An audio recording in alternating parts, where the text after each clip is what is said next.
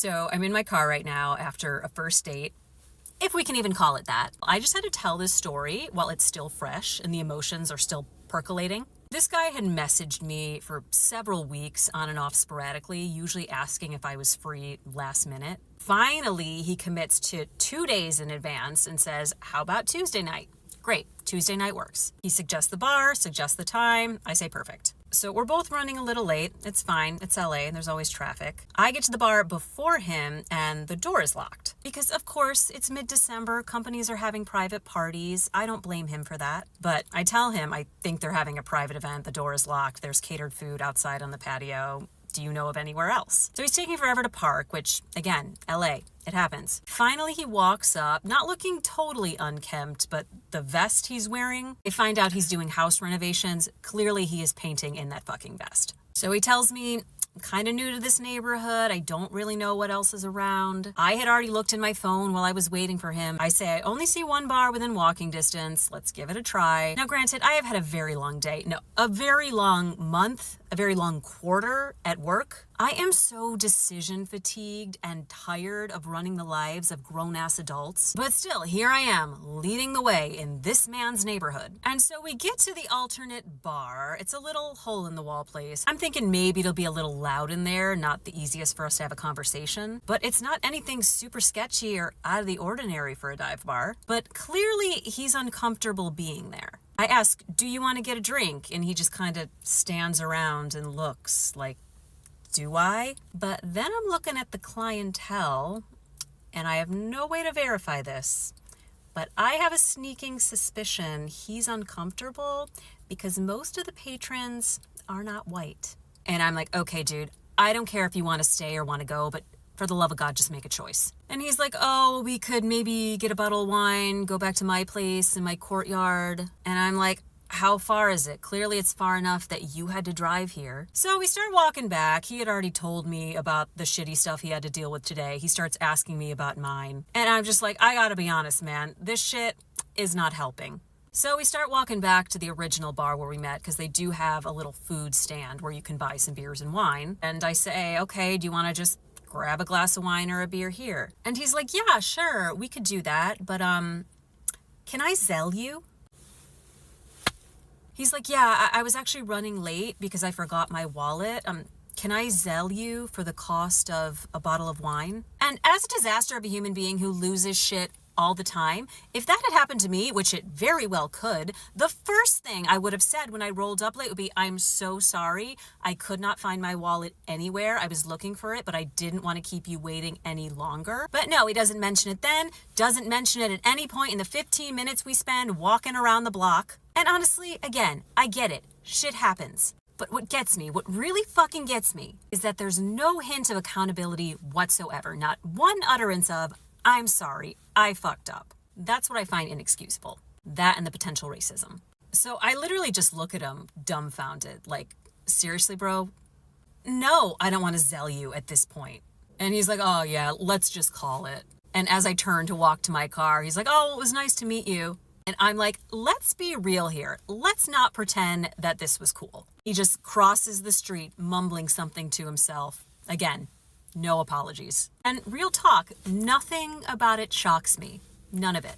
In the realm of dating horror stories, this wasn't all that bad. But it's just how pervasive and continuous it is. This man is 40 years old. And then people wonder why there's a male loneliness epidemic and shame women for choosing to be single. You think a sane person would choose to endure this? You want to complain how women are too emotional? Y'all are lucky I'm emotional. If I was thinking more logically, I'd have written you off a long time ago. And many women have.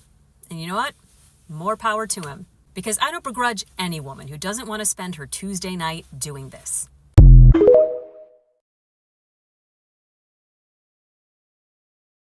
Okay, real talk, I don't think I'd ever go on a first date that required a reservation. That would be a few and far between exception for me. We'd have to have known each other for a fair amount of time already. Some of you might think my standards are too low, to each their own. But I think demanding perfection and princess treatment on a first date is extra as fuck. We're meeting for the first time. He doesn't know me. I don't know him. Why would I want to commit to a full meal at a place nice enough to book in advance with a total stranger? Because even if we're vibing via text, the vibes can be very different in person than they are through a screen. And if one of us isn't interested, now we're stuck there. Now there's a whole bill to pay, which if I'm not interested, I offer to split so he doesn't get the wrong impression. Or he still pays it anyway out of a sense of obligation, but I still feel guilty because I'm a considerate person. Could you imagine if I'd had dinner with a guy from the other night? I'd probably get stuck with the whole bill. But with coffee or drinks or something simple, you can set the time frame. If you're not feeling it, you finish in 20 minutes and you're out of there. If you're into it, you order another, stay as long as you want.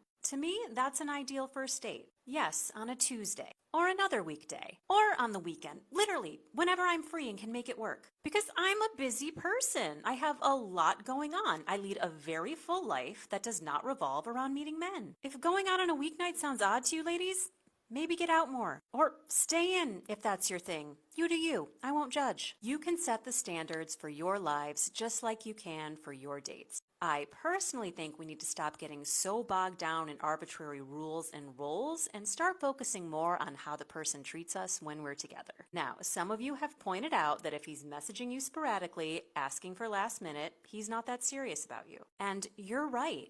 But full disclosure, I'm not that serious about every guy either. If they just want to hang out and have fun when it's convenient for both of us, that's fine, as long as they're honest and respectful about it. But when they behave like a jackass every step of the way, well, now they're just wasting time for... All right. Maybe I didn't hear the story right, but all he did was ask her to like, okay, if I forget my wallet and um I forgot my wallet and I'm like, hey, can I Zelle you? Like, unless I just heard the story wrong, cause like I don't see the problem in me Zelle. If I forgot my wallet at home, what's the problem with me Zelling you real quick and then you getting the bottle? Like, what's the problem with that? I Zelle you first, you get the bottle, the drink. You know what I'm saying? Um, I don't agree with like hanging out. She says she not may not be interested in all the guys either. Don't come out with me if you ain't interested. Like I don't want to waste no time. I ain't trying to play no games. If you're not interested in me, I don't want to go nowhere with you. I don't want to talk with you, smoke with you, chill with you. I don't want to do nothing with you. Like in the ATL movie, you know what I'm saying? But maybe I heard it wrong. Maybe y'all can correct me in the comments. I'm not about to listen to it over again. You know what I'm saying? But to me, all he did was say, "Hey, can I Zelle you?" This is what I heard. Maybe I'm tweaking. Can I Zelle you, and then you get the bottle? What's the problem with that? You know? But maybe I heard wrong. You know what I'm saying? I might be tweaking. You know what I'm saying? But yeah, y'all let me know what y'all think in the comments below. What y'all think? And I like what she said was like, okay, if she ain't interested, hey, can I go half on the bill? Shit, yeah. If you ain't interested in me, please go half on this bill, because I don't want to pay a motherfucking thing for nobody who ain't interested in me.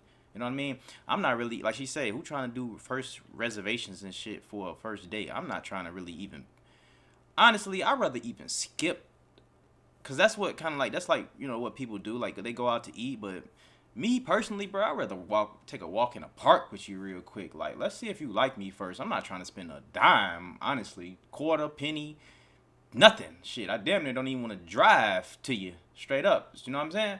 So, I like to try to get like a little decent conversation on the phone. You know what I'm saying? Talk to you a little bit. Hang, you know what I'm saying? Let's see the vibe. But when you just going out for a date and you don't really know if the person interested in you, man, you could be wasting your money. I don't give a fuck if I wasted $10. I don't want to waste $10. You know what I'm saying? If a girl ain't interested in me. But y'all let me know what y'all think about this situation in the comments below. Like I said, maybe I heard it wrong. But I appreciate y'all. But because I don't see nothing wrong with me saying, if I left my wallet at home, let me Zelle you real quick, and then you get the bottle on your thing. I Zelled you already. So I don't know. Now, I ain't trying to make you get the thing and then Zelle you afterwards. Like, I'm trying to give you this money right now. Cash App, Zelle, whatever you got, Venmo, I'm trying to give it to you right now. Order. You know what I'm saying? So Appreciate y'all for tuning in and rocking with me, man. Y'all let me know what y'all think about this situation. I appreciate y'all. Love y'all for all y'all support. Make sure y'all smash that like button. It's your boy Ray Big Play. We still hustle daily. Peace.